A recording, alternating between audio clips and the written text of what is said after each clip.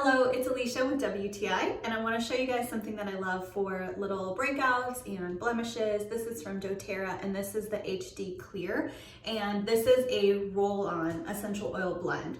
And you do not need a lot of this product. A little bit goes a long way. It's very concentrated, but it really does help. If I notice that I have a breakout coming on, then I can put a little bit of this on, and it just helps to clear it up a little bit quicker for me.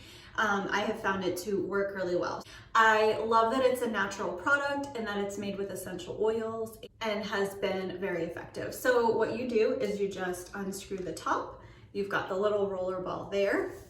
And wherever you have your blemish on your face or somewhere else on your body, you just roll a little bit on, a little bit. Like I said, goes a long way. You don't need much.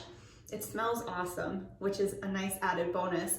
And for me personally, it has really helped clear up any little blemishes. So I would definitely recommend giving it a try and see if it will work for you. And that is my point of view.